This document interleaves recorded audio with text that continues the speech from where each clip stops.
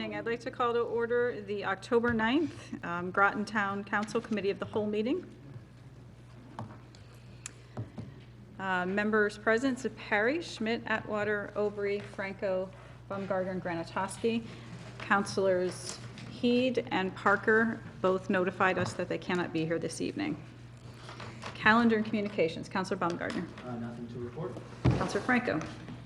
I attended a CCM class regarding how to run legal and effective meetings. I went to the Economic Development Committee meeting. I went to coffee with counselors, attended the Fall Festival, and just went on a tour at the Water Pollution Control Facility, which is very enlightening. Great. Councilor Obrey. Just enjoyed a week away. Councilor Atwater. I was at the Coffee with Counselors on Saturday. I was also at the Saturday meeting, and David made these wonderful scones, so anybody who missed it should really be there next time if he's making scones again. Thank you. No report. I had correspondence from several people regarding a variety of topics, including Noank Garden, the library sign. I attended the Fall Festival and judged a pie contest, which was quite a delicious experience. And numerous internal meetings. Okay, new business. I think I should have mentioned something. I am sorry. Certainly. I think everybody else got a copy of it, but I did get a letter from Nancy. Yes, Destang. Thank you. And she does want to talk about the sign down at the senior center, so perhaps sometime we can do that. Mr. Burt, she has been in contact with Mr. Burt prior to us receiving this letter, and Mr. Burt checked on, do you want to address that, please? Sure. Originally, when the sign was first put up, it was exceeding it was going quicker than you're supposed to for when the image changes. That's been since changed, so it's fitting within the parameters of the ordinance. The other thing is, she complained about being kind of too busy and distracting, and my understanding is that it has, since they're trying to stay away from the more busy types of images. But I did speak with her. So. Thank you. Thank you. Okay. Does she know there's others in town? I think she thinks that's the only one, and we do have others. All right, we're on to item 4, approval of minutes. So I'd like to make a motion to approve the meeting of the whole, the Committee of the Whole meeting minutes for September 25th, 2018. So moved. Second. Moved by Baumgartner and seconded by Franco. I have something that I would like you all to note. On page 1 of the minutes, on the roll call, Councilor Parker, on behalf of the whole town council, attends TVCCA meetings in Norwich for us, and they are on Tuesday evenings, and she drives down here as quickly as she can, but it should be noted here, and I stated it during the meeting, that she was at this meeting, and I don't want it to appear that she was just simply late for the meeting. So please add that she was at the TVCCA meetings to the minutes. Does anyone else have anything? I would just like to make a note that on actual page 8 of our whole packet, in the second paragraph, it says Rachel Franco was glad to see a yearly lease fee, and this is in regards to the ambulance. I had made a notation that although it was low, but in the future, it would be incrementally going higher. Okay, so you want them to take a look at the minutes and adjust it to reflect your remarks regarding the Groton ambulance lease. Yes. Councilor Perry. On page 3, there's a comment about Councilor Zafiri stated his frustration that the Board of Education requested $50,000 for a study and the board has yet to start the process. That's skimming over what the essence of my issue was at that time. The issue remains. I'm very concerned about the fact that the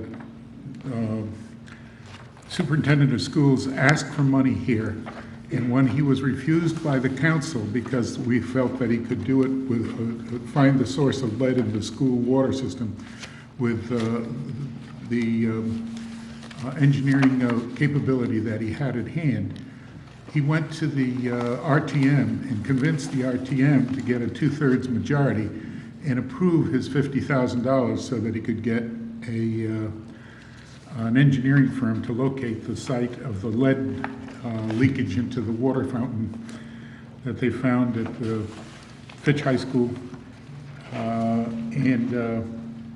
I'm concerned that he did not use that money for that purpose, and that the money, the fact that it was put in the budget meant that there was that much of an increase on the mill rate for the taxpayers for something that proved to be unnecessary, but was claimed to be very necessary by the superintendent. So Counselor Zephyr, you would like the I'm minutes? not finished. Would you No, let me finish? we're discussing the minutes, so you would like the minutes fleshed out more in regard to your Yes. statements? I am concerned. More detail. I am concerned that we rely on what the various department heads tell us is their needs to make appropriations.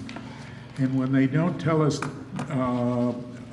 frankly, or they don't give us a candid statement or something we can rely upon, we cannot do the duty, fulfill the duty that we have taken on as representative officials of the people of this town. We've been elected for that purpose, and our purpose will be defeated if we are not given very truthful estimates of what the needs are by the various department heads. So, I'm And that sorry. is something that should be in the minutes, and it should be on our mind Okay. at all times. So then I'm making the notation here in our meeting that you would like that paragraph. It's actually on page 5 of the packet, and it is the third full paragraph down. Yep. And you would like much more detail included in your remarks. My suggestion would be to touch base with Ms. Hilton as she does the minutes and see if it is satisfactory. Mr. Burr, is that fine with you if he meets with Ms. Hilton? And that way you can see if it meets to your satisfaction, the level of I detail. hope that my view is shared by other members of the council. I can only hope for that, but I feel very strongly about it, and I think that's what we were elected to do. Okay, so there are 3 additions or adjustments to the minutes. Anyone else? Okay, seeing none, so we are voting on approving the minutes as amended here this evening. All those in favor say aye. Aye. Opposed, abstaining, so moved unanimously, and we're at 7 this evening. All right. We are on to item 5, and this is page 10. And we need to do this first, I believe. Give me 1 second, please.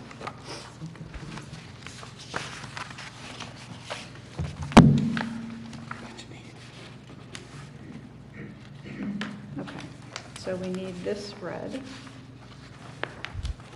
I don't have the motions for executive session. We need to vote this first, I believe. We're voting 218-383, correct? Say it again. We're voting 218. No, first is the executive session. So I don't have the motion for that. Wanna do that? Sure. Let's make sure it's good.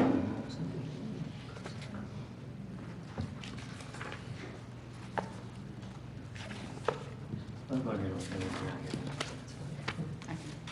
When you're done, then pass it this way, okay? Nice.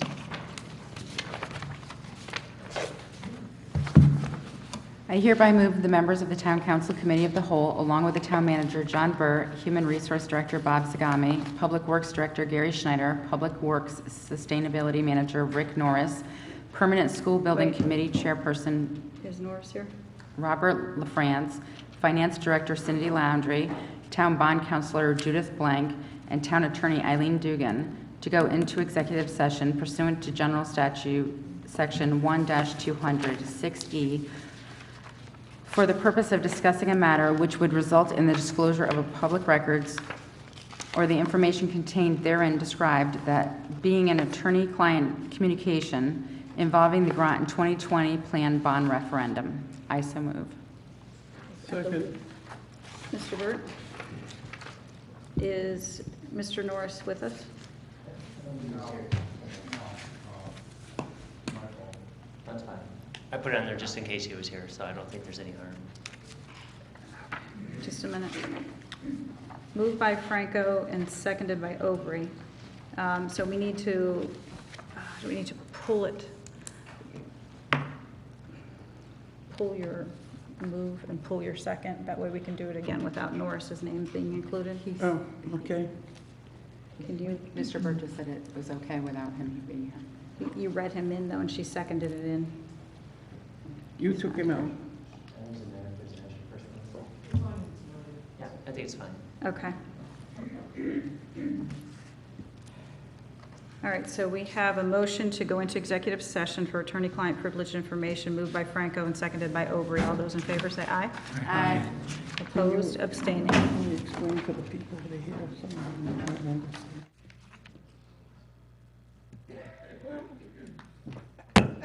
Thank you. We are out of executive session. I believe it was 7:25 when we came out. So we are reconvening the committee of the whole meeting at 7:30. And we are on item 5A1, 2018-383. And Counselor Aubrey, would you make the motion, please? Cow, motion on ordinance to amend ordinance number 284. Cow, 218383. Move to recommend a resolution for the ordinance to amend ordinance number 284 with the replacement of the wording town-owned Merit site at 35 Groton Long Point Road with town-owned site known as the former Merit Farm, PIN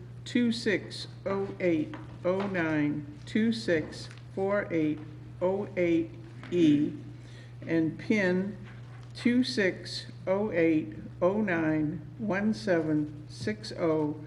260809176052E to the Town Council, including setting a public hearing date for October 23rd, 2018, and to refer the ordinance to the representative town meeting under Rule 6.5.3 of the 31st RTM rules, and to refer the ordinance to the Planning Commission per CGS 8-24 and 8-22. Don't ask any questions. I so move. I so move. Moved by Aubrey and seconded by Atwater. Any discussion on this particular item? Gotta go. Seeing none, all those in favor of 2018-383 say aye. Aye. Opposed, abstentions, so moved unanimously. We are on to item 5B, 2018-384, Groton 2020 plan, setting referendum date. Counselor Atwater, please. I make a motion on the form of the question in the COW 218-384. I move to recommend the resolution approving the form of the question for the vote of the ordinance to amend ordinance 284, number 284, with a replacement of the wording, shall the ordinance amending, with shall the ordinance modifying the Groton 2020 plan and amending, also setting a referendum date and authorizing the town clerk to prepare explanatory text with review and approval by the town attorney and other necessary documents. I so move. Second. May I have that, please? Moved by Atwater and seconded by Schmidt. And this is where, Mr. Burt, you wanted to make the notation regarding the agenda item and the language regarding the state changes. It's not a state legislative change, correct? Oh, It was a correct. state. Right, it's a State Department policy change. A policy change, not a legislative Right, change. correct. Right. So that would be on page 12 of the agenda packet. It was an error in the package preparation, so it should say policy change in 2017. Which is just background text, right? Right, in the background. It's nothing to do with the actual business.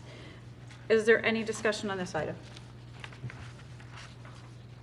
Seeing none, all those in favor of 2018-384 say aye. Aye. Opposed, abstaining, so moved unanimously. So at this point, we are going to recess the cow at 7:35. And we're going to convene the special council meeting.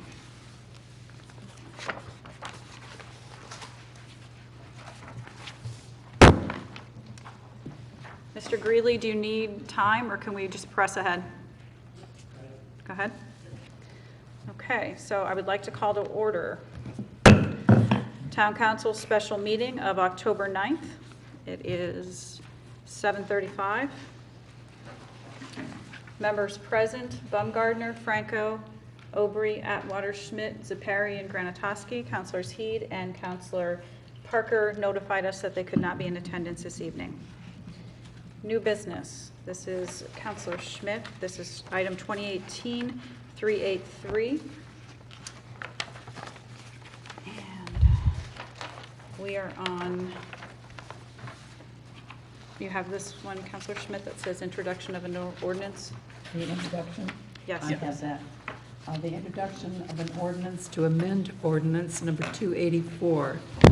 Ordinance amending ordinance number 284, approved at referendum November 8, 2016, appropriating $184,500,000 for the design and construction of the Groton 2020 plan and authorizing the issue of bonds to finance said appropriation. Be it ordained by the Town Council of the Town of Groton that Section 1 of Ordinance Number 284 shall be amended to read as follows.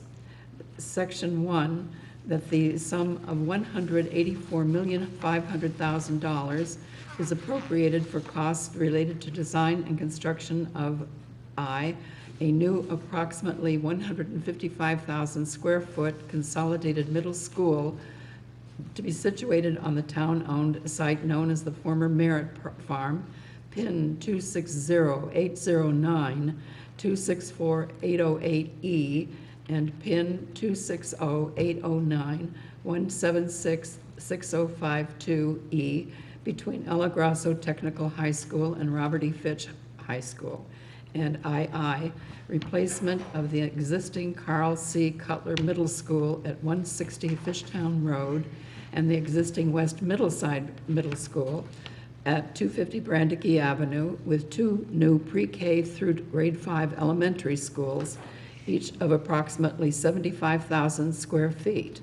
The appropriation may be sent for design and construction costs, demolition costs, equipment, furnishings, materials, land or easement acquisition, necessary utilities, parking, road and sidewalk improvements, often on the school sites, site improvements, portable classrooms, storage and moving costs, architect's fees, engineering fees, construction manager fees, legal fees, net interest on borrowings, and other financing costs, and other expenses related to the project or its financing.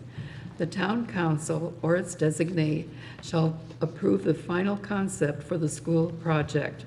The town council may reduce or modify the project and may delete portions of the project if funds are insufficient to complete the entire project. The ordinance shall become effective only if it has been adopted by vote of not less than 5 members of the town council and by the RTM, the representative town meeting, and only if approved by the voters at referendum in accordance with sections 5.5.5.1 and 9.13 of the town charter, and notice of passage has been published in accordance with the provisions of the town charter. I so move. Second.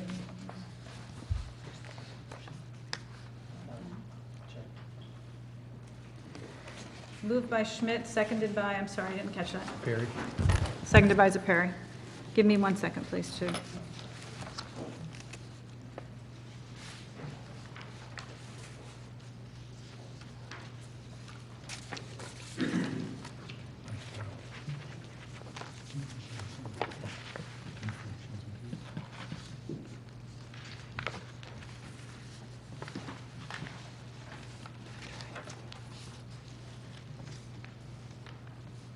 Okay, so we also need to set a public hearing.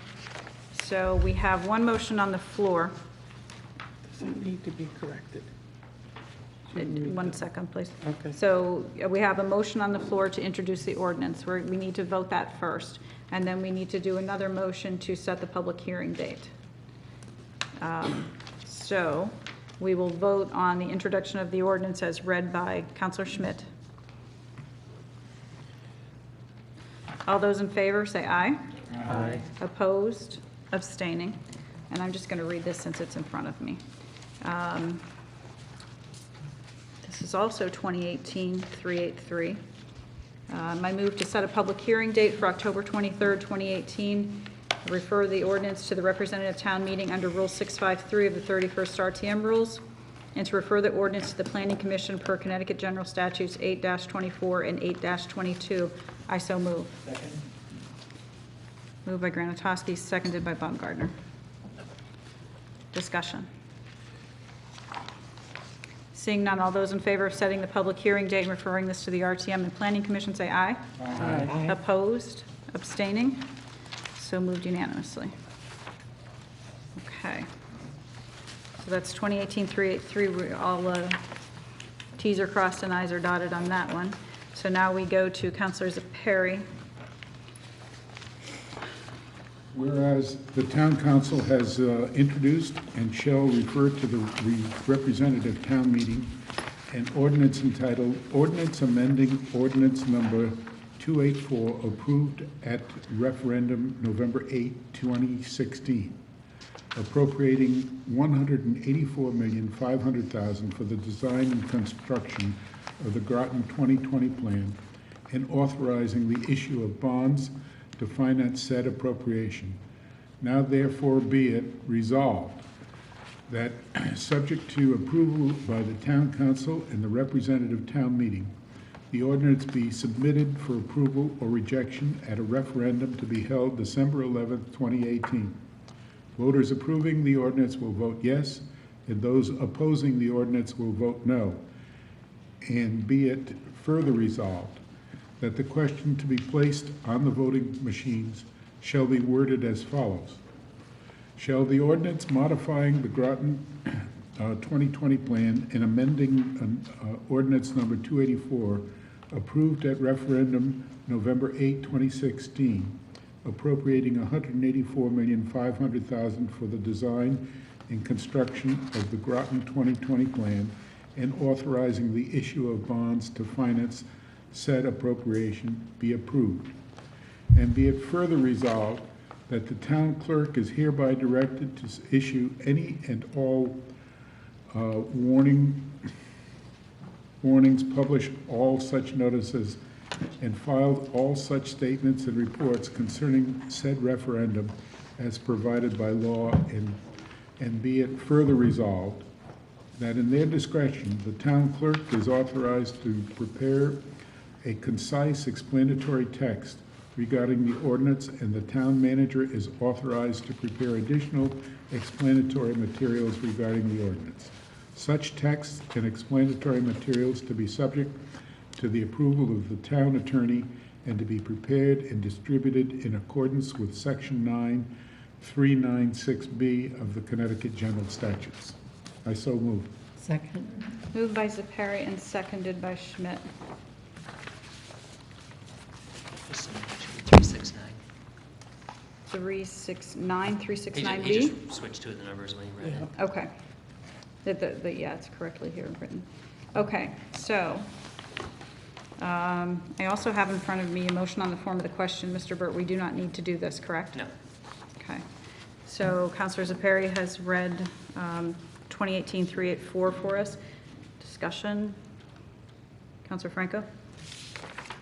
So as I'm reading the actual question that's going to be on the ballot, that's what we just read, right? Correct. It says nothing about actually stating that it will be new instead of renovate. That's part of that ordinance that's being amended. So that would be the introduction of the explanatory ordinance. text. Yes. So this is the question that will be on the Correct, ballot. correct. So basically, if somebody needs to understand what the changes will be, they will have to look to the explanatory text. Correct. Okay.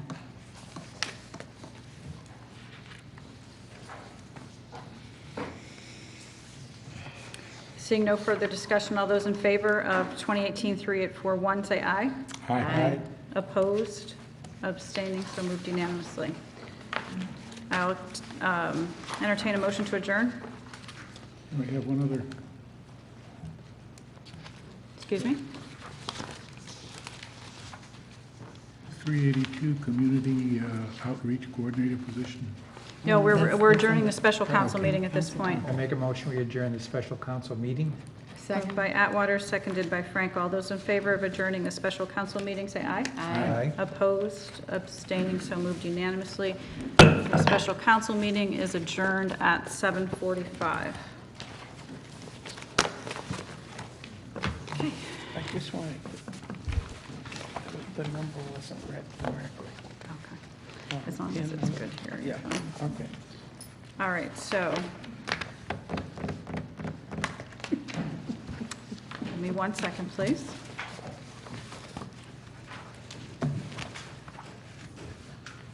Okay, we are coming back into the Committee of the Whole at 7:46.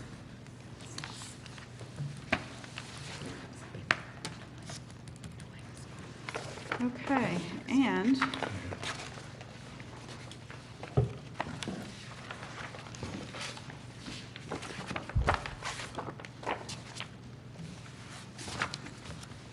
want to read? Sure. Could you read that, please? Motion to suspend the rules.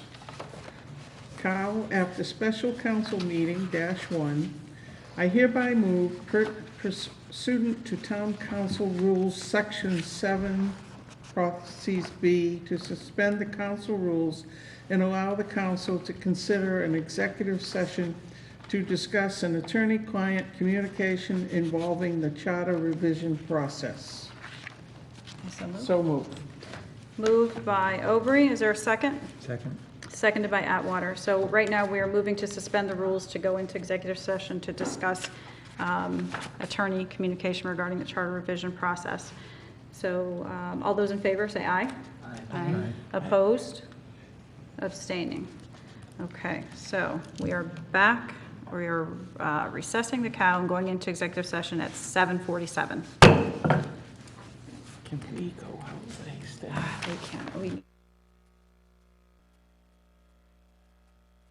Along with Town Manager John Burt and Town Attorney Eileen Duggan, to go into executive session pursuant to General Statute Section 1-206E for the purpose of discussing a matter which would result in the disclosure of public records of the information contained therein described, that being an attorney-client communication involving the charter revision process. I so move.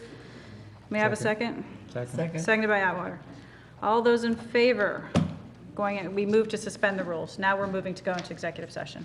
All those in favor of going to executive session, say aye. Aye. Opposed, abstaining. Now we're in executive session. And it is now 7:48. Sorry about that. Public Gardens update. We're on. Thank you. We came out of executive session at 8:34, took a brief 5-minute recess, and we are back at 8:40 to continue with the rest of the cow agenda. Thank you for all the people sitting here waiting and being so patient.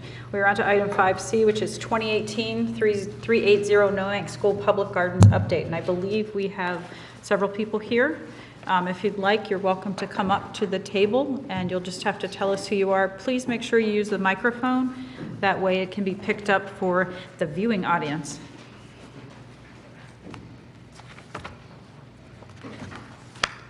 And thank you again for your patience and while we did our parliamentary gymnastics this evening. Good evening. My name is Clint Wright from 24 Westview Avenue in Noank, and I'm the chairman of the Noank School Public Gardens. One of the first things I'd like to do is introduce Tamara Rich, who is the candidate for the office of treasurer. It's the only office on the task force that needs to be vetted. And she's filed paperwork with the town. We've voted her in, and we're just waiting for a consent from Town Hall so that she can be installed as the treasurer. Been kind of limping along without a treasurer. And for people who are not trained in that sort of thing, it gets a little confusing sometimes. The garden project itself is coming along. We're in our third year of service, and I think it's important to remember that we began with an empty field, 6-acre field with nothing on it. And per the original agreement, it's a totally unfunded project. So all of our funding comes from private donations, what we might call tuition fees for renting garden plots. It's $20 a year, $25 a year. There are scholarships. The thrust of our progress at this point has been developing raised beds that we grow food specifically for donations, and the venues of donations thus far has been the conduit that we've been using as the Coogan Farm. So we're donating food to the United Way through the Coogan Farm. But then it came to my attention this summer that one or two of the individual gardeners were taking their surplus down to Human Services here in Groton. We are going to build, we have the stuff to build 6 more garden beds this winter, and those will be included into the food donation project. Now, somebody somewhere along the line asked us how many tons of food we've donated, and I chuckled when I read that. I do have a friend who has a garden that's similar to the size of the raised beds that we have. In a single garden, he and his wife weighed and price checked everything they grew in that garden for 1 year, 3-month growing season. It came to $1,200. We have 11 of those beds. Whether or not we made $1,200 on each one, I have no idea. It's not a big concern of mine.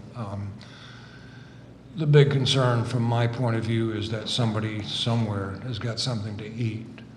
Whether it's worth a nickel or $100 doesn't concern me. The memorial garden has been planted, and the memorial garden was built by volunteers centered around a bench that was bought for the memory of John Turco, who was one of the teachers at Noank School. He died, oh boy, I forget what year he died, but the bench was removed to another school when they dismantled Noank School. We retrieved it with the blessings of the administration of that school, and there's a memorial garden built as that bench has become the centerpiece. We've gotten much better at sending newsletters out. If anybody on the town council is not receiving the newsletters, you can let me know, and I'll definitely add you to the email list. There's always something kind of fun going on up there. The nature of the project itself tends to be somewhat sedentary, growing food, so there's not a lot of action involved. Sometimes we do have events periodically in the year, mainly as awareness, developers and fundraisers. The last one we had was, we spent a rainy afternoon, drizzly afternoon rather, eating pizza that was made by one of the local girls with the range that they make pizzas at. Well attended. And like I say, we make an effort to invite the council to each and every one of those events. And whether you're invited or not, you certainly are welcome. Like I say, the thrust of our commitment right now has to do with maintaining the property, developing this food donation program, and we're getting our feet wet with the educational part of it. We had a class come up last spring, and they planted 2 garden beds, and these were little kids. These were kindergarten and first graders. They have returned this fall to pick up their pumpkins, basically, and they're all pretty thrilled with it. It's difficult to administer a program like that at this point, largely because the growing season doesn't coincide with the school year. So part of our fundraising effort is going to be to come up with some sort of protective shelter where we actually can have children come up there when it's rainy or when the sun is blistering hot, and we can have more of a formal classroom set up with little garden beds set up on tables where we can teach them how to plant things and then how to pick things.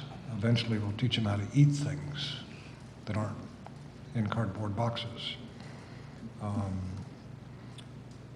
One of my associates is Charlie Lanza, and he is on our fundraising committee. We've got a separate committee, a committee separate from the task force that's volunteered to look into ways to develop the property and ways to fund some of the projects that we'd like to do. And so with that, I would like to ask Charlie if he's got any comments. Okay. Let me hand you, this is the flyer that we developed. That'll be sent out electronically and in print. While Mr. Lanz is doing this, could you just tell the public how they could get on your mailing list if they want to receive the newsletter? Unfortunately, the best way to get on the mailing list is through Facebook. Thank you. Do you have a spare which that I I could put it personally- with the minutes, please? Yeah, sure. Thank you very much. Have very little to do with, but there is a Facebook page, Noank School Public Gardens Facebook page, that has easy access, and that is probably the most streamlined way for anyone to get on our mailing list. We're always very interested in increasing the mailing list because as things happen, things oftentimes tend to be small. So you get a lot of small things happening throughout the year. And as they come and go, you forget about them and something else happens and it's like, oh, don't forget to talk about this and don't forget to talk about it. And I forgot to talk about it. So the email list is a good way to stay in touch with us. We do send out the newsletters, and a lot of effort goes into it. It's, there's a lot of mowing and there's a lot of planting and there's a lot of picking, but there's also a lot of administrative stuff that goes in back of a project like that. I'm sure everyone in this room understands that. So we have, it's all volunteer, and I think so far we're doing pretty good.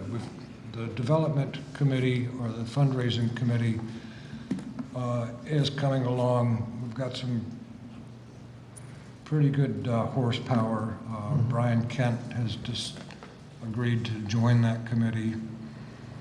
That's Kent Frost Associates, so he's going to design a park for us on paper, and we'll toss it around and we'll bring it up here and we'll see what people think about it and see where we can go. On the front side of that thing I just handed out, there's up at the top, there's a little kind of overview map, and there's just a bunch of ideas of what we think we could do if we had the funding, winter skating, sleigh riding, trying to think of all the other things we had in there, but it's a nice piece of land that could really serve the town quite nicely. But it's hard to do on zero budget. So the fundraising thing is going to be, we'll obviously look for private donations, but we're also going to be going for corporate donations. And we're going to ask people for more than $10. And we'll see where that takes us. How many garden plots do you have? We have 26 garden plots for lease, and right now I have 11 raised beds for the United Way. And I think I rented all but one garden plot this year. So are those 36 plots that you have rented, are they producing materials, or have some people rented them and done nothing with them? By and large, it's a spectrum of activity. Some people get really enthusiastic about it and plant, and then their eggplants come up and the grass comes up with it. And, so some of them look kind of haystackish. Others are very well maintained. Like I said, I've got 2 fallow gardens right now. By and large, I think everybody gets a pretty good How pick. large is each plot? I'm sorry? How large is each plot? They're 20 feet by 5 feet. 20 by 20? Yeah, 25, 5. I'm 5 sorry? feet wide, 20 feet long. Okay, so they're, okay, It's a nice big garden. You can pull Nice. $2,000 worth of produce out of one of them yeah. if you're serious about it. I'm sorry, could you say that again? I'm sorry. I didn't hear the last thing you said, please. Oh, I said if you are serious, if you're a real serious gardener, you can pull $2,000 out of a garden bed that big. 20 by 5? Of course, you got to eat it too. $20,000 or $2,000 worth of spinach is a lot of spinach. Good spinach. Did you have anything else you wanted to present before I open it up for questions? No, I'm very open to questions. Okay. So who wants, do you have more, Councilor Perry, since you had No, I'm started? happy, thank you. You're happy? Councilor, we'll just go down the line because I think everybody probably has questions. I'm sorry, this is making funny noises. Go ahead. So it's good to see you both. I'm looking at the proposed vision you showed here, and I do see that there are a few fields as well. You had mentioned that potentially in the future, it'd be helpful if the town did provide some help to maintain that property. Do you think it would be better suited for the town to potentially support the garden or just that site in terms of establishing sports fields in particular, say soccer fields or baseball diamond? I know currently, well, in general, you can have no shortage of them. They're in high demand, and so in every part of town, and so there are a lot of young people are looking for them. So I think nothing's ever written in stone. In my opinion, we have a lot of playing fields in Groton. We have a lot of people playing ball. We don't have enough people working. But I do see an opportunity for a pee-wee soccer sort of thing. I don't want floodlights up there. I don't want all of that stuff Washington Park style. I think Washington Park's perfect the way it is. What I'd like is more of a sandlot situation. Kids in the neighborhood get together. I really want to put the basketball hoops back. I don't know why they took them away. But there's a lot of little kids in that neighborhood, and I think it would be a great place for them to not compete, but to learn how to play soccer, learn how to play football. So that's the sort of playing field that I've got in mind. It's a very difficult place to gauge. You go up there and you think, oh, this is nice, and there's somebody over there with a dog. But without sitting up there all day, it's hard to get a grip on what's going on up there. It suddenly occurred to me last winter.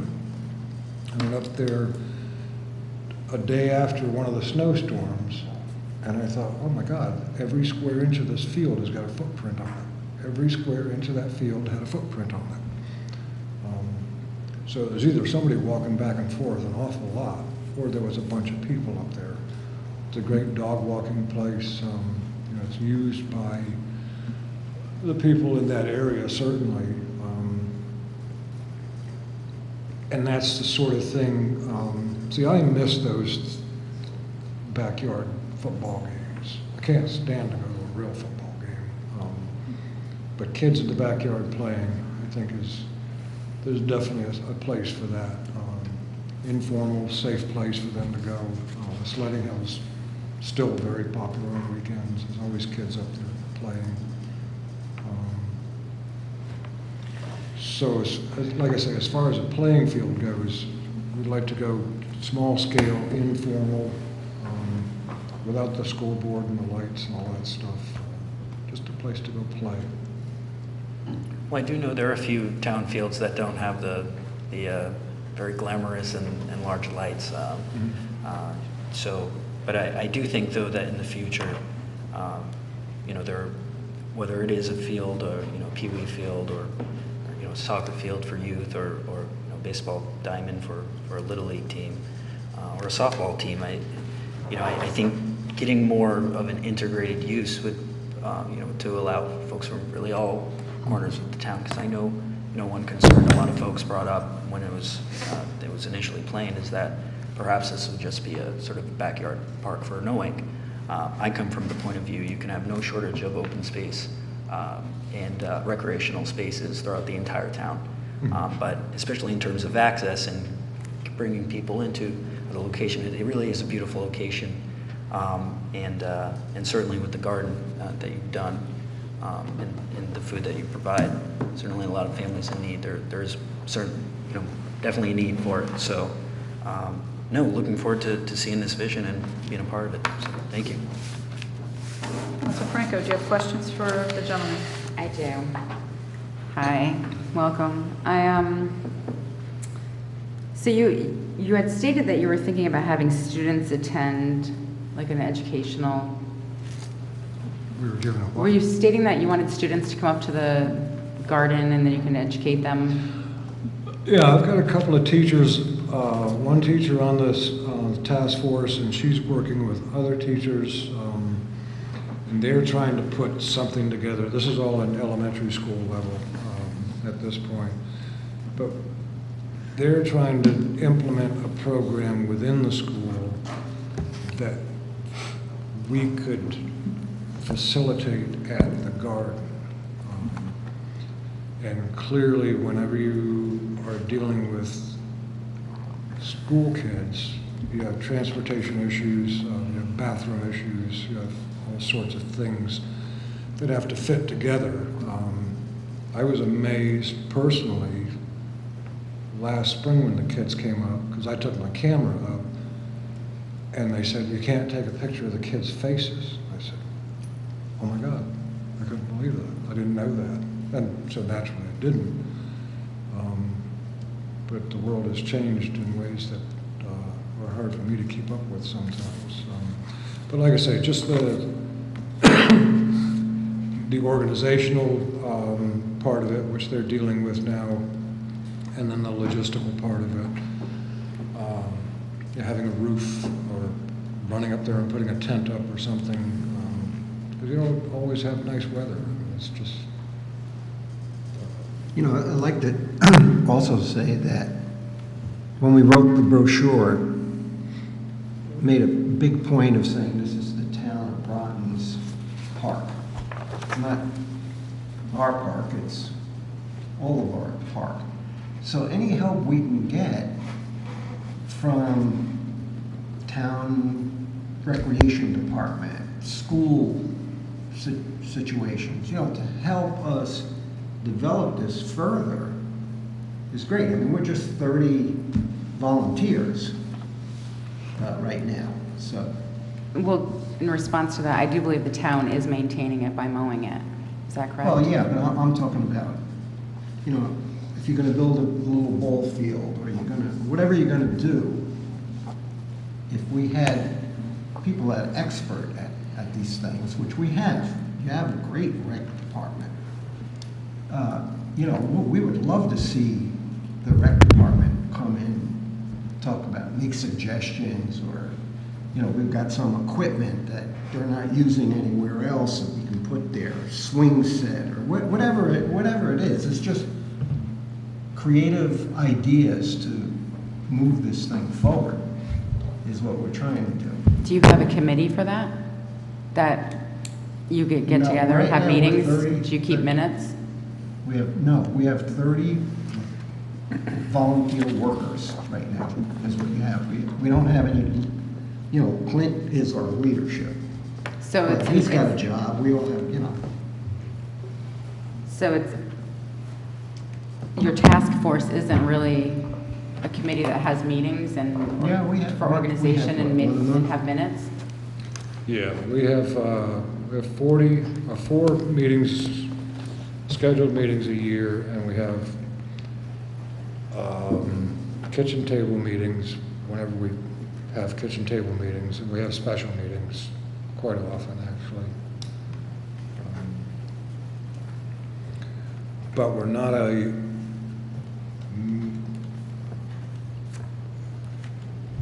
it's not a meeting-oriented project. There's a lot more kinetics involved in it than some things, because it is a piece of land. You mentioned the mowing. Parks and Rec does a portion of the mowing. We do the rest of the mowing. I think we mow probably 30% of it ourselves because of the way it worked out. We just have an agreement with them. You guys mow this, and we'll mow that, and we'll mow that. And they said, cool, we'll do that. Okay, so are any of the people on your task force or your volunteers, are they educated in like horticulture or agriculture or anything of that nature? I'm not. Okay. The only reason I ask, because it's sort of, and I'm trying not to be disrespectful, but you wanted to bring children to come up there and educate them, and I have gone up there, and I've seen things like the Christmas trees, and they're planted very close together, and I'm worried about like when they get full size, I mean, they're just gonna grow into each other, and they're not gonna be, and that's why I wondered like if there's somebody there that Now, we planted those according to the recommendations that the nursery gave us. They're not that close together. Christmas trees, we're gonna harvest Christmas trees when they're 6 feet tall max. Because when I was up there, they were like probably 2 to 3 feet apart. Well, they're far enough apart to where I can get a big mower through. So they're 40 inches apart, at least. Okay. I mean, I've mowed that place a lot. Counselor Overy, do you have questions? Yeah, I'm happy to hear that you're trying to make everybody feel welcome to be part of it. Can anybody come up and plant as long as they coordinate it with you for what area they're gonna plant in? Anybody can come up and plant. There's a tuition fee.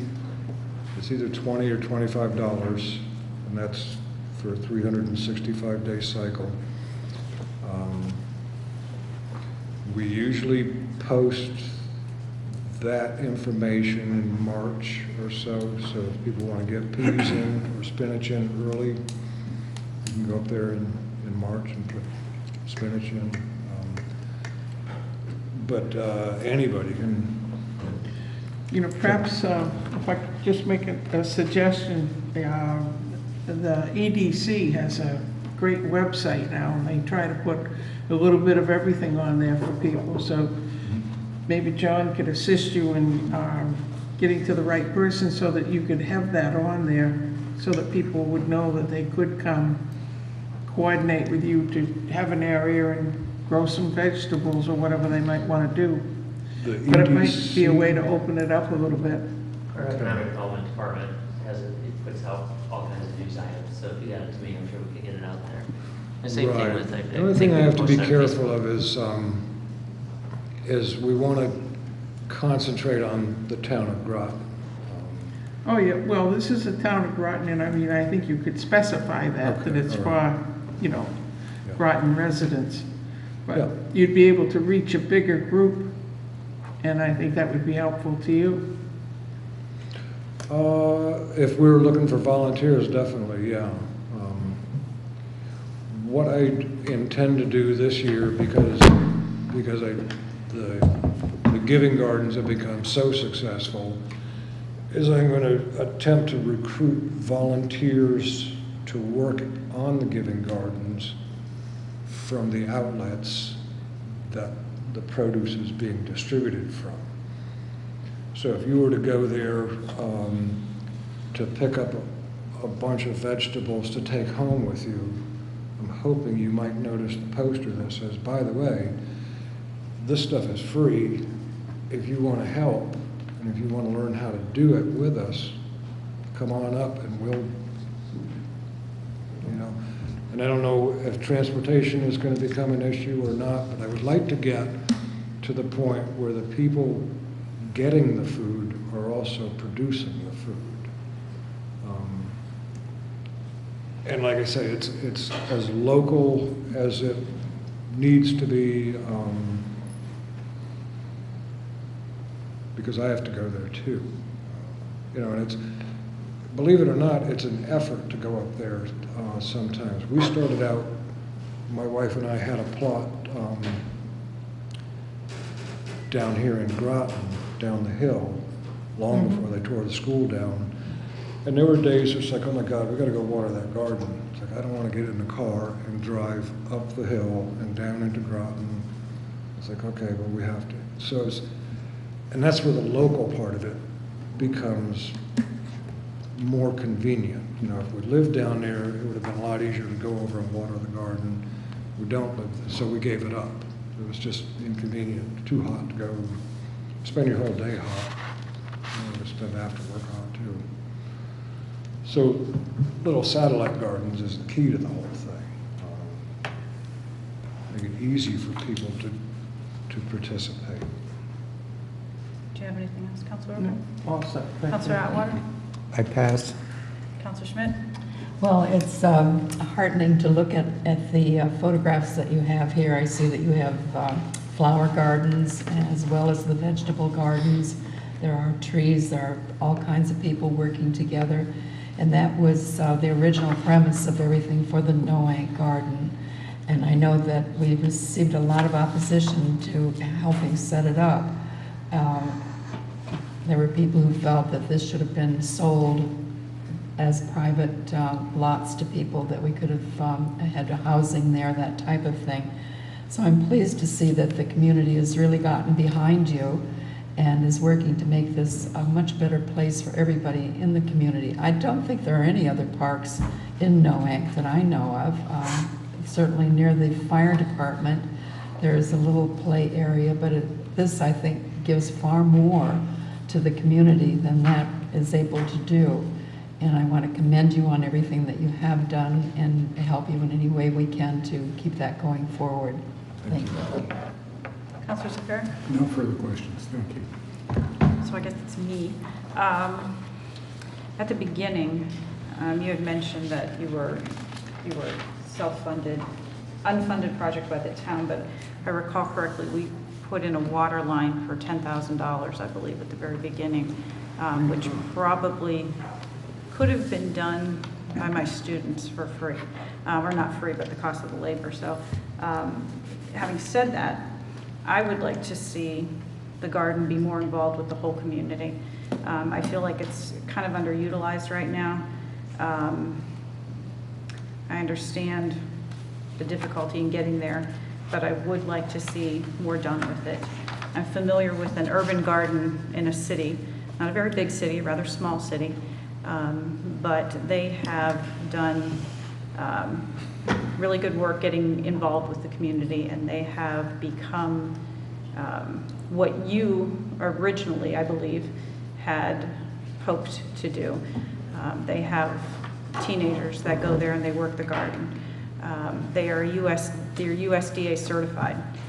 They accept WIC coupons. The teenagers that work the garden also sell the produce at the garden, so they're learning the soft skills. They're learning, not only are they learning the gardening, but they're learning the soft skills, and they have jobs. So you're bringing people in from all parts of the community, utilizing the land, selling produce, donating produce, and that's what I had thought that this was going to be when we said it was going to be a community garden, and that's what I would love to see here. I would love to see that, the portion on the right-hand side, when you pull in the parking lot off of Smith, is it Smith, I believe? Maybe it's the wrong street. It is Smith. It is Smith. When you pull in off of Smith, and you're looking at the property. The playground sits over here on the left, so there's a playground there already. And then I believe the pine trees are over further to the left. And then the whole right-hand side is blocked off and fenced in, and I believe that's where the raised beds are. That seems like it's really underutilized. I would love to see more people down there and making use of those raised beds and bringing the kids in, bringing the teenagers in and teaching them skills and having them give back to the community, either by selling it to people there or by donating it. So you guys are on a lease, correct? No. No, it's a memorandum of commission. Okay. And what's the term of that? I don't know, it's just a 3-page document. I don't mean that, I'm sorry. When I say term, so it's a social studies teacher, I mean, what's the term of office? What's the, how many years? I don't know off the top of my head, I'd have to look it up. Is it 5 or more than 5 years? I don't think it's more than 5. Someone's saying 4 in the audience. 4 years? 2021. 2021. So you're in the, okay, so 2021. So 3 more years. So Okay. what I hear is some good information. What I need is to have that information transferred to us. We're asking for community support, which includes the town council. We don't work for you, and you don't work for us, but we Well, we do work for, we work for the whole town. The council works for the whole town. Whatever. Yeah. What I'm saying is, if you have criticism, that's fine, but if you have helpful ideas, we definitely want to hear about it. You know, and you may have an experience that you might think is going to be useful for us. We want to know about that, because our experiences are our own experiences. Right. And if you have more, yeah, we want you to talk to us Right. also.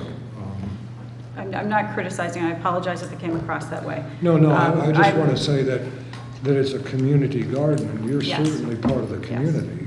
And, yeah, we want your input, Right. for sure. I was not part of the council when the deal was signed, I don't believe. I was part of the council, I don't remember what year it was. I was here for a couple months prior, but I don't think it was during that time. Councilor Schmidt, do you remember when it was signed? It's probably about 4 years ago. So 4 years, so we're Right. back in, Right. 3 to 4 years. okay. It was about 4 years, because we missed the first year because they didn't was 4 release the years? property. December 2014, okay, so yeah, I was not here. So then it's been a while since it was set up, and I think perhaps my understanding of what it was going to be was not correct, but I foresaw something different than where we are right now. So do you know how many acres is the land that's fenced in right now?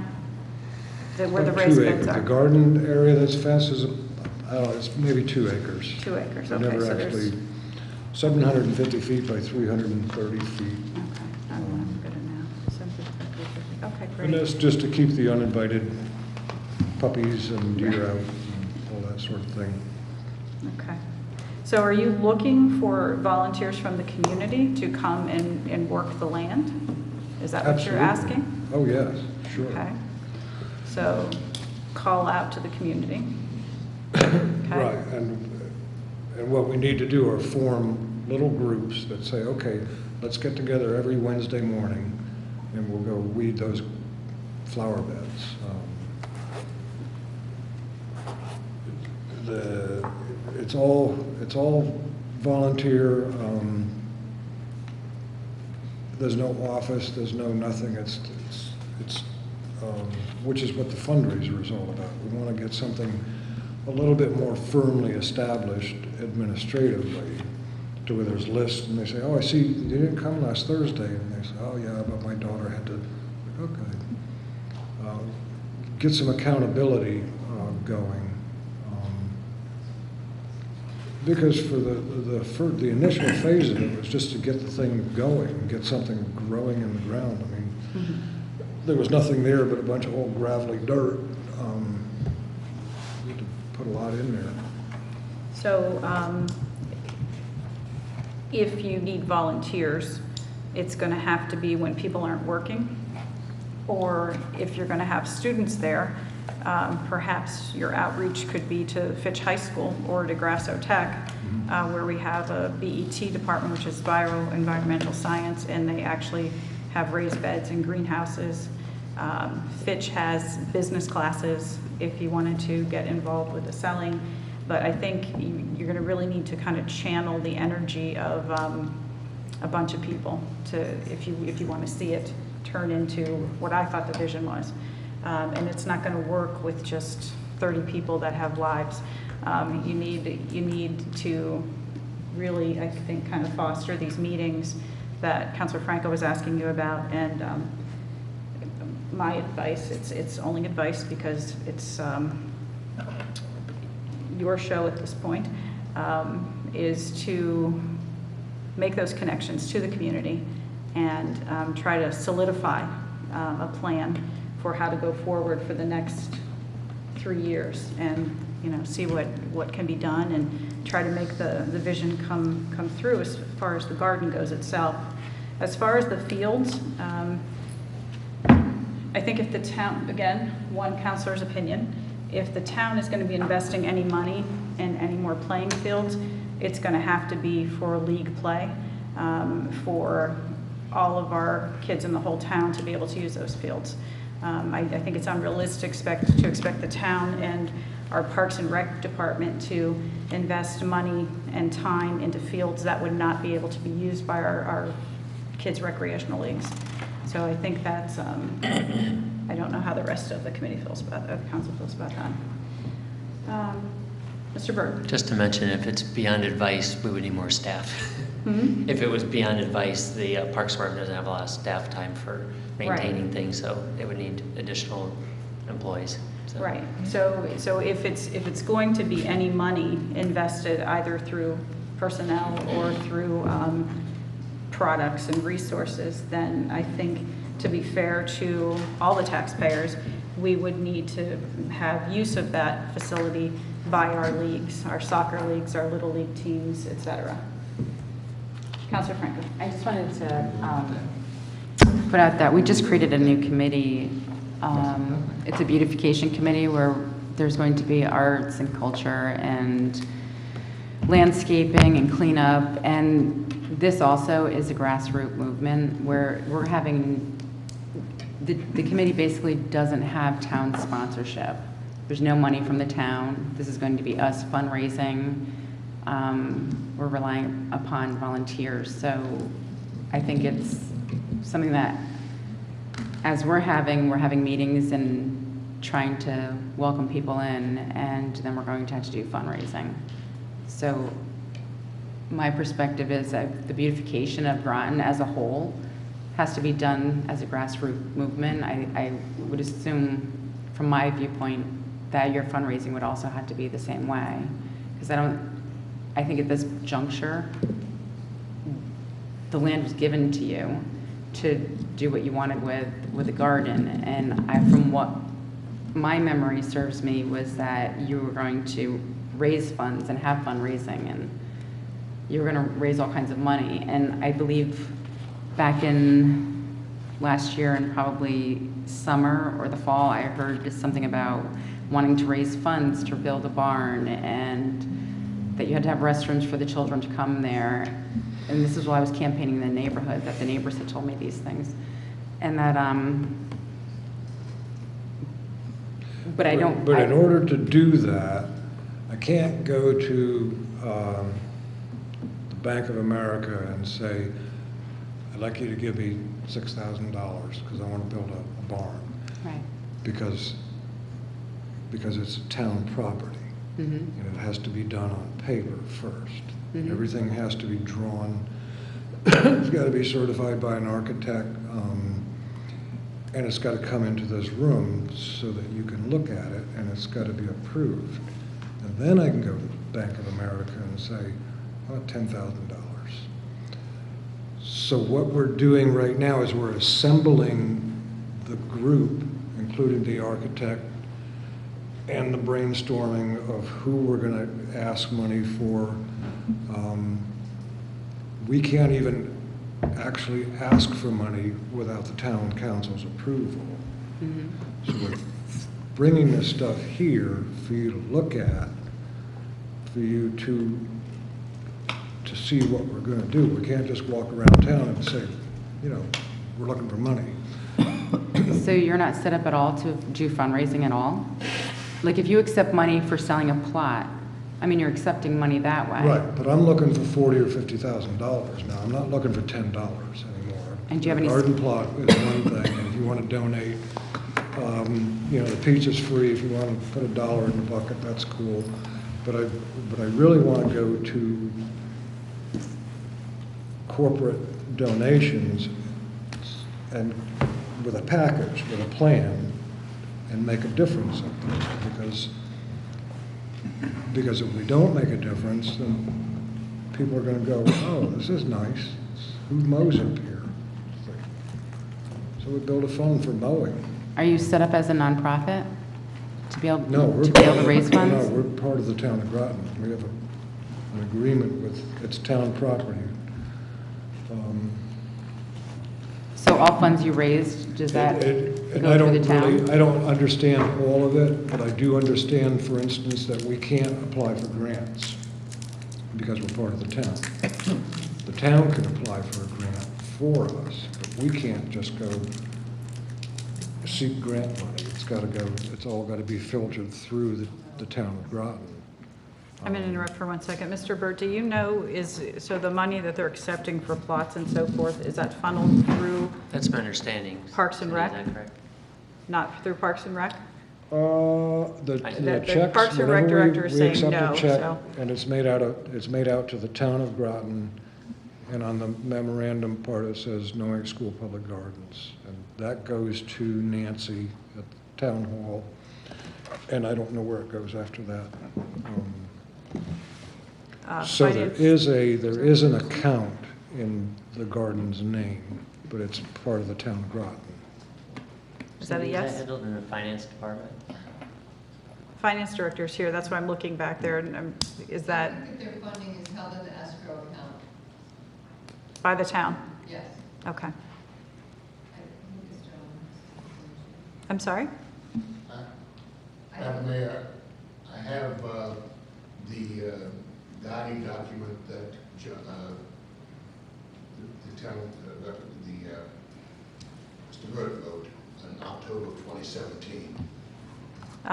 Could you come to a microphone, please? I'm sorry, but it's there, for the public record, it needs to be captured on videotape, and the only way we can do that is if you're speaking into a microphone, please. Thank you very much. And if you could just say your name, please. We have Mr. Wright, Mr. Lanza, and... My name is Dr. Raymond Johnson, and I Dr. reside at Johnson, 85 Prospect Hill Road, Thank you. Noank. Thank you for the opportunity. I have here a document that Mr. Burt wrote in October 3rd, 2017, which was an update for the task force guiding document to replace the guiding document of October 21st, 2014. And in that document, it refers specifically to funding in the last paragraph of the document. And it reads as follows. The task force may devise a membership system with respect to the public gardens or other approved activities and may accept donations, engage in fundraising, and/or sell gardening plots within the community garden at the site, all proceeds of which shall be deposited into a special Noank Public Gardens fund with the town. I'd also like to comment, Madam Mayor, on the recommendation that you made about including the entire town. Mm-hmm. The document that you have that Mr.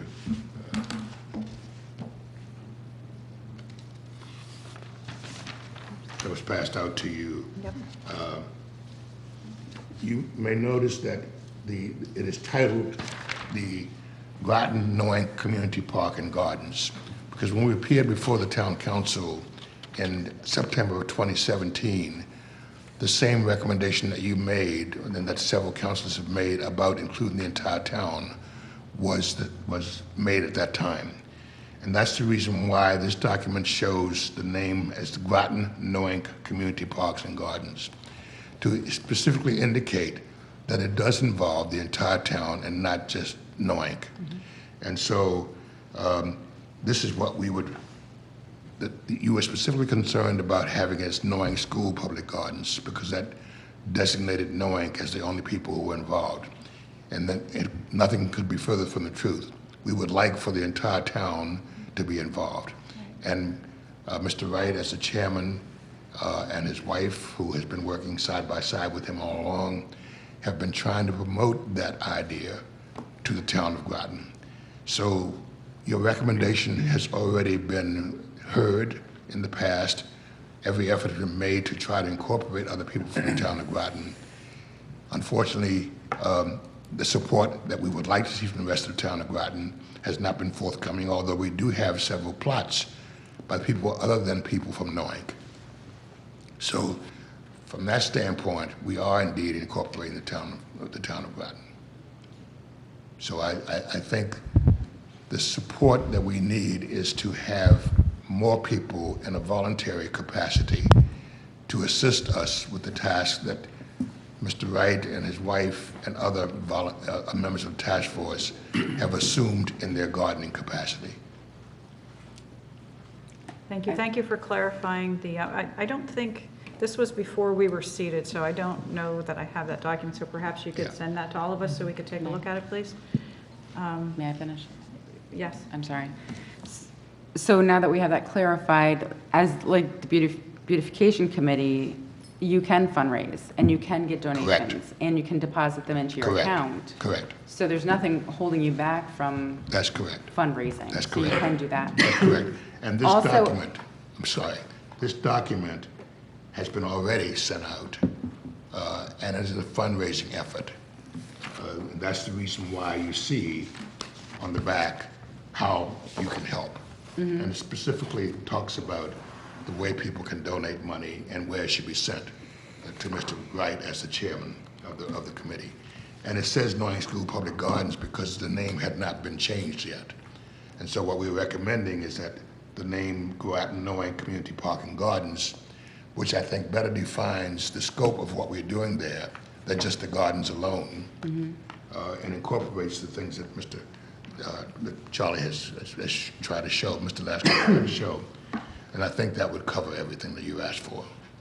Okay. I just wanted to reiterate that like the beautification committee, we are going to be on our own doing fundraising and gathering volunteers, and I think that you can also do the same, and I don't think the town really is in a position to offer things at the moment. We never asked for any money from the town, and we specifically designed this project to be unfunded by the town. Right. Pay for the water, and that was it. We pretty much paid for everything else. So we're not asking for money. Okay. We're asking for Electric Boat to give us money. We want Dow Chemical to give us money. We want corporations to give us money. And with that money, we would like to run certain projects that the town council will have to approve of.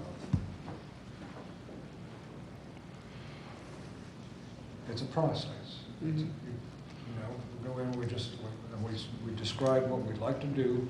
We have a landscape architect on board now. He's going to help us to redesign the whole property.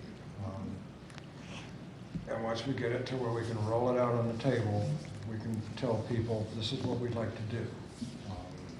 This is what our plan is. And the town council has approved of this paperwork package. Would you like to contribute to the construction of this park? I think that we'll be in a better position once we have met with the landscape architect. Mr. Wright has been in communication with him, but we have not met with him, so that we have something more definitive as we present to people to solicit funds. I think any of us who are put in a position of being requested for funds would want to know for what. Give us something concrete. And so I think the more definitive our plans are, which we will have hopefully more definitive after we meet with the landscape architect, then we could go to people and say, particularly corporations, and say, this is our plan, this is our goal for when we would like to achieve it. With your support, we can achieve that. So I think we'd have a more defined and concise message as we go to potential supporters. And I just have one more last question. I'm sorry for taking up so much time. Mr. Burke, are they set up as a beautification committee? Should they be taking minutes and posting that they're having meetings? And I'm going to look a little further into it. I'll get back to you. What's the question? should you be taking minutes at your meetings? We do. Are they given to the clerk so that they're made part of the public record? Yes, the last meeting we had was a special meeting, and it didn't get posted because my son's wife is having a baby, and I haven't gotten around to it. All right. That'll do you. And then your meetings are also published on the website, the town website as well? So it's open to the public? Okay. Right, and we're putting together this year's schedule as soon as we get a chance to sit down and do it. As Mr. Wright indicated earlier, we want to just set 4 dates for the meetings for the 2019 season. So you're only going to have year. 4 meetings? Only 4 regular meetings. As he indicated, we do have some special meetings that we call to, But when he says that he has kitchen table meetings, pardon? if he's saying he's having kitchen table meetings, those are considered, No, they're not. Picnic table meeting or a kitchen table meeting is where you build your agenda, basically. So let's For let the meeting. Mr. Burt look at the MOU and see what it says, and then we'll know if these meetings need to be public noticed or not, and what the requirements are. My question is, if there's a landscape architect, do you have enough funds in the special trust fund to pay for the landscape architect from your funds? He's a friend of mine. Okay, so there will be no cost involved to the town then? To the town? Yes, Oh, because no. we are the owners of the property. Oh, no, no. Okay. No, he will be part of the object of the fundraising. I'm not going to ask him to give it to me. He may. But if his bill comes in at $8,000, then we'll pay him. You have funds to pay him, because I don't think we have funds to pay him in the budget. And we wouldn't be bound unless we signed an agreement We anyways. would not be bound No. unless we signed an agreement. Right. Thank you. They're not Thank you. authorized to That's what I sign wanted to on our behalf. clarify. Yeah. Because I know parks that are back there saying, we need When we money. do a fundraising project, we're going to say, okay, we want these tables. We want to buy these tables. And that's cool, and they're $9 a piece. I got a friend who'll carry them in. He's a mover. So we get that lined up. So the thing is, we have to come to you and say, I have all my ducks in a row. I found the tables, I have the mover, Yep. we got the carpet. Can we do this? And you say, yes. I say, okay, let's do it. So we bought the tables. We had to borrow money for it. We got the tables. And it all goes in like that. So the fundraising now, we don't have the tables. We have permission to do the fundraising because we have an object that we want to fundraise for. So I say, okay, I'm going to pay the mover, I'm going to buy the tables, and I'm going to get some wax to wax the tops of the tables with. So I need $27. $2 goes to you, $4 goes to you, and $5 goes to the tables themselves. So whether or not the landscape architect is going to cost us money, if it costs us money, that will be part of the fundraising package. But now I'm in business, and I will build a piece of fencing, say a $10,000 piece, and I won't get paid for 6 months, 8 months sometimes, because there's convoluted things that the customer has to do, I have to do, building inspectors. So it's not like I got to come up with the cash to give the architect. We just get the architect to do the work, and then we'll get the money. As long as There's no entering of agreements that we're going to be legally bound for, that you're not binding the town for anything, which Mr. Burt clarified that you are not, so we're good. Are there any other questions? Are we good? Okay. Well, thank you, gentlemen, so much, and thank you for your patience for waiting while we Thank did you, all Madam our Mayor and legal councilors. maneuvering this evening. We appreciate it. All right. So we are on to 5D, Community Outreach Coordinator position. I think we're back to Councilor Baumgartner. What's so fun? We're not? My colleague to my left. What? Nothing. My colleague to my left. Probably too. Oh, It's okay to smile once in a while. Okay. I suppose. Excuse me. Is it you or am I on the wrong person? Well, so community outreach coordinator position. Yeah. Yes. I think we should tell them we want to go home. 2018-382. We have 25 minutes before we can go home, so go ahead. All right, so this is item 2018-382, Community Outreach Coordinator position.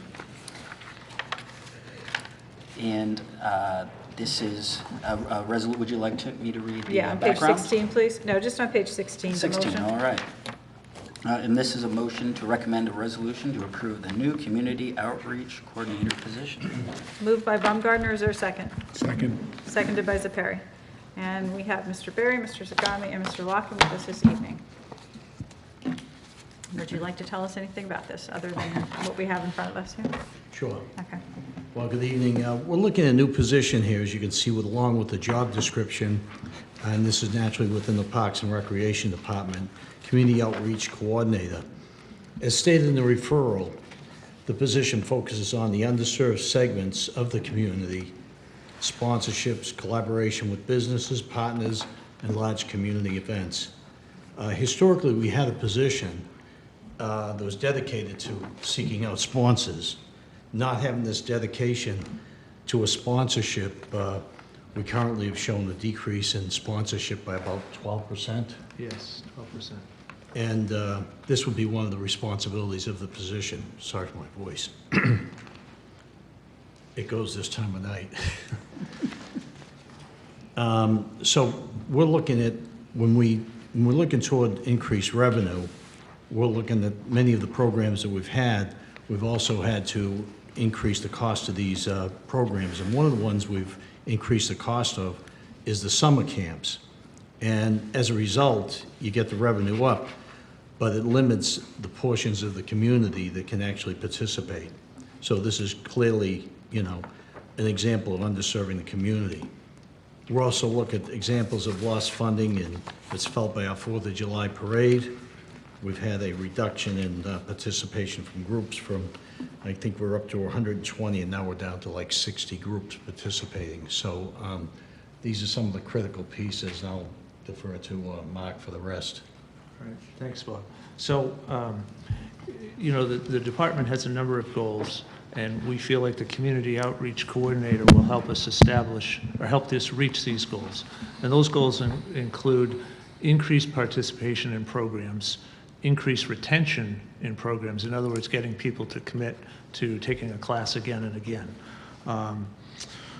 We're also looking to, this position would also support us in expanding our programs and also expanding our market reach. Right now, I don't feel like we're reaching all the segments of the community, and I know Bob talked about it briefly. The department has been successful in increasing their cost recovery, but that's come at an expense to some portions of the community. There are people that no longer participate in our programs because, there's a couple of ways to improve your cost recovery. It's cut expenses or increase revenue. You increase revenue by charging more for programs. So, for an example, we've seen a 50% decrease in participation at summer camp, the day camp. And it's that group of people that need access to these programs the most. So this particular position, we feel like we'll be able to, dig deep, analyze this, and come up with suggestions for us. And as Bob also mentioned, this position would take back some of the marketing that we tried amongst the staff, everyone doing a little bit of marketing, and the outcome was we've got less sponsors and less sponsorship dollars, and things so that's been that problem. We also want to further develop business relations with the community and to offer more community events. So one of the other goals of the department, and this came out of a study done by Great Blue, was they looked at a quality of life in Groton and analyzed what people felt like was important to improve the quality of life in Groton. And one of those things was community events. Now, we've done some community events. We haven't expanded the community events that we've done. There's an opportunity with this position to further expand community events, thus improving the quality of life in Groton.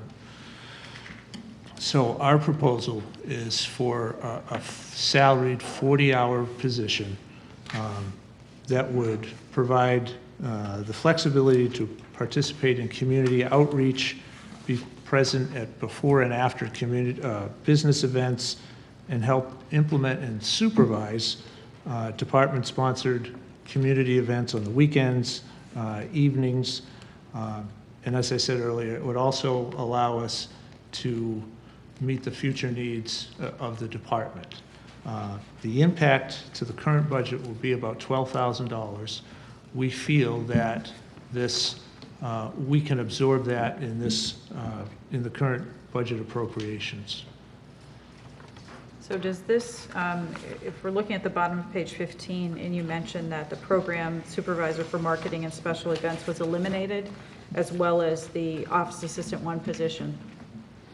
So this is 12,000 more than the office assistant. What was the salary of the supervisor for marketing and special events? Are we going right back up to that level again, or is this coming in below what that was? No, this would be coming in above that. The marketing and special events person was a 35-hour a week salary position, and I want to say it was around 52. This position would be the starting salary for this position would be 64.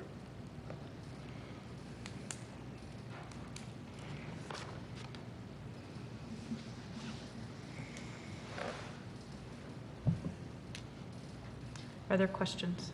Councilor O'Brien? No? My first question is, do you have to dress alike to come with him? Did you call each other? Oh, yeah. I didn't get the memo, yes. That's a knockoff. That's a knockoff, definitely. Okay. All right, getting past that. Well, Rita and I did, so. Okay. Personally, I think this is wonderful. Over the years, I've worked with Jerry a lot, and under your leadership, you've been very, very good to work with the GBA and different programs, but that strength is going away. And so this way, I think you'll be able to keep community events going and add more, which I think is very, very important to the town. You have to have an identity, and events give your town the identity. And so I'm really hopeful that this can come to be, and that this person is going to create enough that will actually increase the income, and everybody wins. So I'm very happy to see it, and I definitely support it. Having been part of working with you guys. So just to follow up then, is there money in the budget in your budget currently to cover the rest of this position for the remainder of the fiscal year? Yes, Jerry's nodding, yes? There is a position that's open that we are not filling. Okay. So what we're proposing is a different position. And a majority of the salary of this new position would be covered by not filling that open position. Okay, so then two positions were eliminated. You have one open position that you're not filling. So you're going to create this new position and not fill the other one and come in about 12,000 higher? That's correct. Okay. So the money will be there to cover this for the remainder of the year? Yes, And then next year, you're looking at we'll see the 12,000 increase next year? Depending on what the budget, Okay. The what the salary outcome thing, yeah. through the budget process is. Okay. Anyone else? Counselor Zepari? I think that the Parks and Recreation Department has made, Leanne was saying it very well about an identity for the town, but has made activities available to the people of the town that we can be very proud of. Mm-hmm. The activities we see down at Pequannock Plains and the sports that are going on in the town, the availability of even a pipe for kids that are using skateboards to actively become participating in and stay in activities that are generally good for their health and for their emotional development. I think I look forward to seeing a bigger 4th of July parade with this position filled. And I look forward to continuing the level and the variety of programs we have for people to participate in Groton. I think you're doing a great job. I'd like to know more about it. I'd like to spend more time over in your office. But I think we should support this. Anyone else? Counselor Baumgartner? Just briefly, and this is pretty exciting. I know just throughout the entire region, I know a lot of communities, including our own, are really starting to invest back into recreation and providing that opportunity to their people. So I'm glad to see it happening here. I know sort of in our agenda, it says new collaborations and outreach efforts. Now, did the quality of life survey illuminate at all potentially on the decline in in participation? And in that role, will that individual maybe look at as to why that's happening and maybe do some fact finding? Yes, that's actually one of the things that we're planning on this position to, we're hoping that we get somebody with, some kind of a business background that can do analysis, look at trends and determine what we can do to put us in a better position to, broaden our outreach, increase our participation, increase the retention, and those kinds of things. And I do want to share with you that actually the Great Blue study will be presented to the council. I'm waiting to hear back from the consultant. I believe it will be in November that they'll be coming to the council to give a full presentation. And this study was done in cooperation with the planning department because they're obviously interested in quality of life and answered some of the planning department questions. Do you have another one? I just have a quick question. What is the cost for the kids to go to the summer camp? I think it's $69. It might have gone up a little bit this year. For the season? It has. For a week. For a week. Oh, per week? For a week, yes. Yeah. And that has increased, well, Jerry could tell you better. I mean, I think it used to be $15 a week. And yeah. So the increase has been significant over the years. And as the cost goes up, the number of participants has gone down. And we've seen that. That's been a steady trend. You think we can work towards maybe reversing it and getting it back down to where it's affordable? I mean, that's our goal. By this program, or this person coming in and creating more income for the rec department? Yeah, I think that would be one of the things. outcomes is that, we would be able to provide, not have to increase if we can get more people to participate and get people to participate more often, then we don't necessarily have to continue to raise the fees in order to cover expenses. Gotcha. Yeah, because that would be a little difficult for a lot of people, especially somebody that has 2 or 3 kids. Yeah, and we have a generous scholarship program that we make available, but still, with the cost of camp, people still can't afford to And go this to is camp. with the free lunch program? Yes, and we breakfast and lunch? Breakfast and lunch, and we served about 2,000 meals at the sites where we had day camp this year. That's great. Counselor Schmidt? Oh, I just wanted to say that I think this is probably a very critical spot to fill. And if you try to do that with existing personnel, with the downsizing of all of the departments, you'll find that everybody's workload, it really lessens, and we're not able to accomplish the goals that we were set out to do. So this, I think, would enable everybody to do what they are supposed to do, plus making it possible to really enhance everything in Groton. Right, yeah, and we, like I said, we clearly saw this when the marketing and special events position was cut from the budget.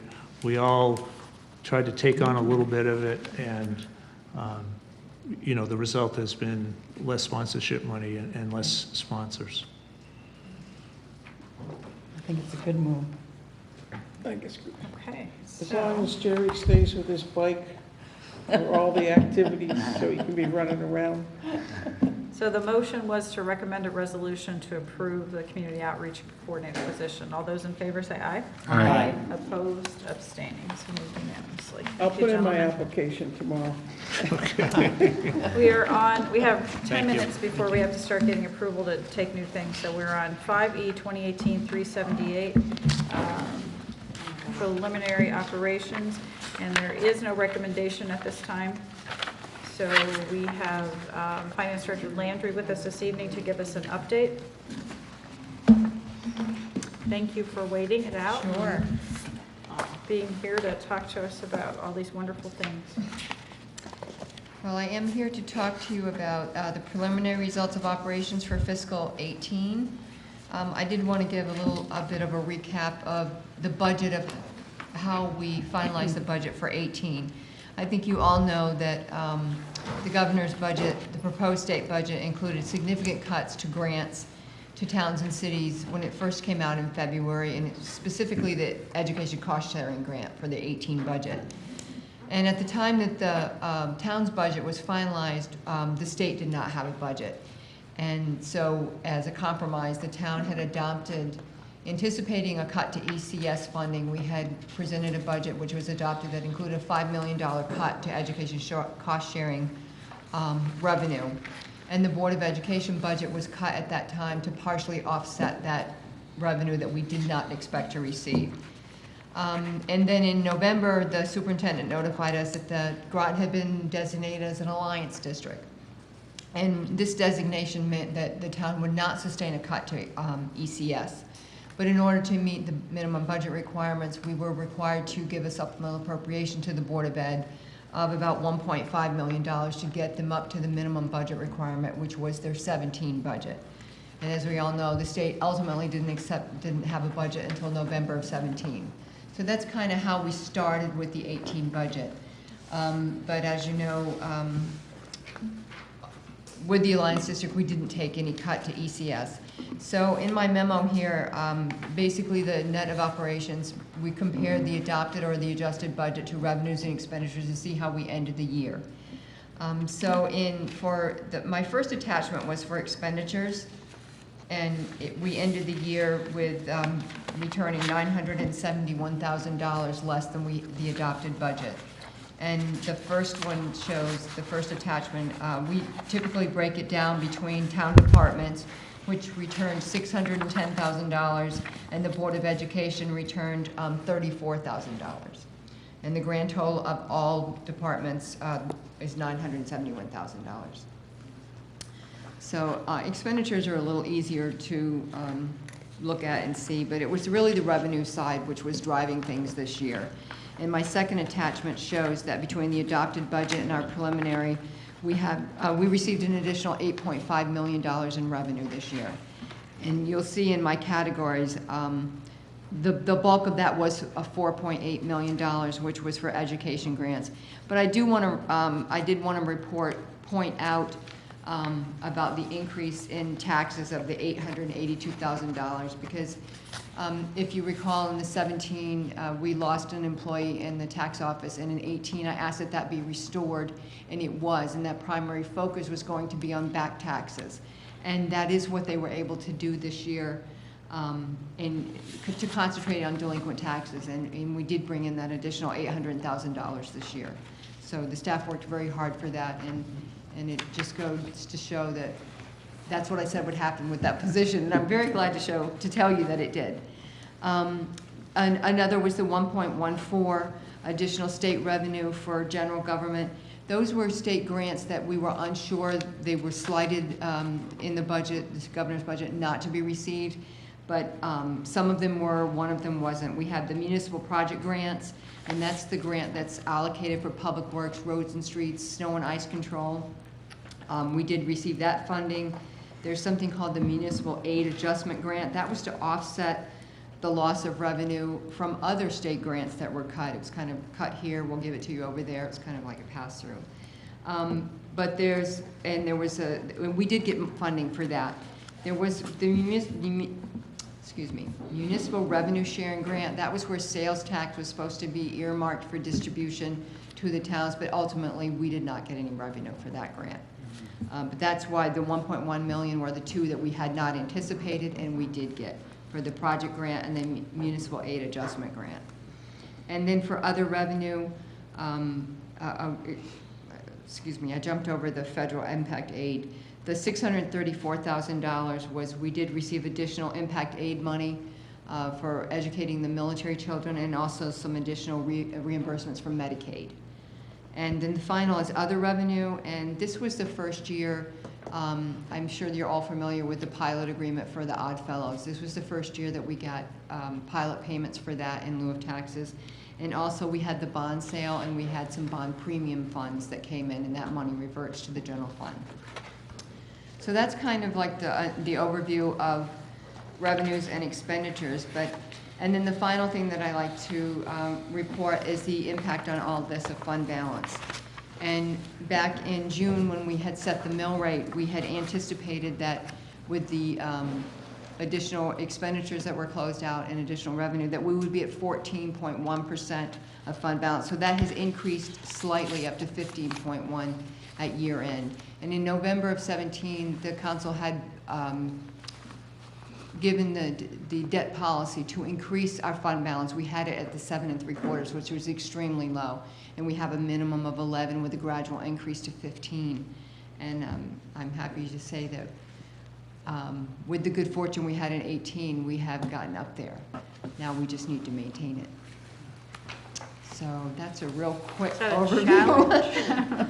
Do you have questions? I didn't think we would be here this late tonight, so. But I'm open to any questions that you may have, or if there's any information that I could provide with you about fiscal 18. Encouraging report, thank you. Thank you. I'm glad to report. It's nice to have good news once in a while. Yeah. Counselor Franco has a question. I just wanted to make a notation that some of the town departments actually returned money in the Board of Ed that they did not use. Is that correct? For the 900?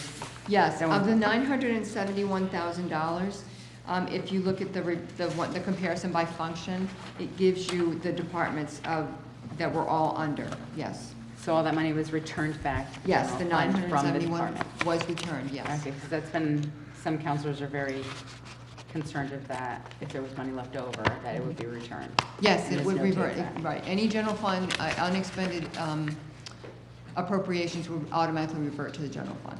Okay, great, thank you. You're welcome. Well done.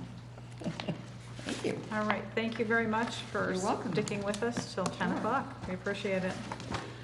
Okay, Thank so because it is 10 o'clock, we have to, I don't know if it requires an actual vote, but I think we will actually vote to see if we want to take anything new, any new items. We have one item left, the town property sale, the portion of the Noank Public Gardens property. How many would like to take up this item tonight? I need everybody's approval to do so. Could you raise your hand, please, if you're willing to take up this item tonight? On 1, 2, 3, 4. Okay, all right, so we're gonna move on with this. So then we are at the motion on page 27. I think this is Counselor Aubry. Okay, just 1 second.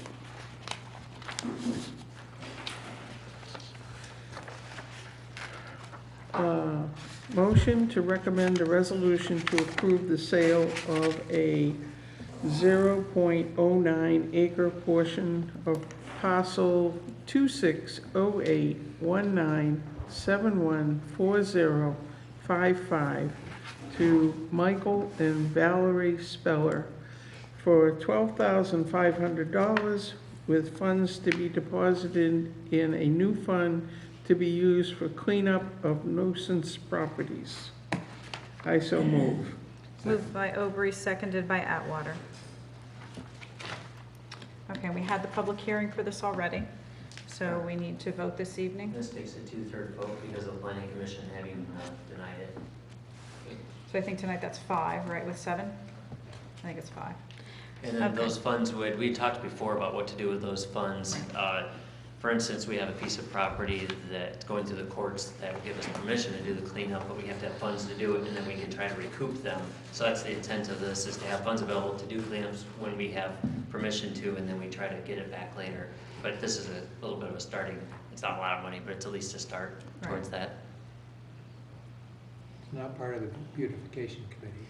But you can give it to us, that's fine. Right, Rachel? Okay, if there is no discussion, oh, I'm sorry, Councilor Yes, Baumgartner.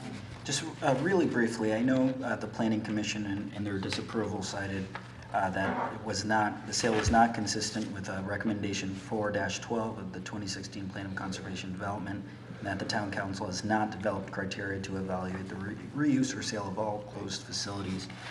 Do we plan on creating that criteria? I mean, I know, potentially in the future there will be more town buildings that will go on the market, and so. I know where you're going with this, just that, we've before kind of ranked out sort of the criteria we've discussed and ranked where they're going to be sold, and Brian's going to be coming back. We're going to have that discussion again to see if there's any changes. To me, I sort of disagree with them on that. I'm not sure how much criteria you really need there. But was it laid out in the POCD? No, it wasn't. It wasn't put in the POCD, but it was done here. But I don't know if, I wasn't at the planning commission, I might not know that it has been discussed here. Okay. Thank you. Seeing nothing further, we will vote on 2018-223-2, town property sale of a portion of the Noank School Public Gardens property. All those in favor say aye. Aye. Opposed? Abstaining? So moved unanimously. Can I just mention one thing? I'm sorry? Just to mention, we do have that other request that's out there that's trailing this by a couple of months. If you recall, we had a second request, something very similar. So just to put that in your radar that we're going to see something else. Right. And then I believe we're going to hold off on 5G for this evening because 2 of our counselors who had recommendations are not with us this evening. So we're going to just defer that one till another time. Any other business for this evening? Motion to adjourn. Move to adjourn by Atwater. Is there a second? Second. By Schmidt. All those in favor of adjournment say aye. Aye. Opposed? Abstaining? So moved unanimously. We are adjourned at, what time is it? 10:05? Yeah. 10:06. We are adjourned at 10:06. I need an answer.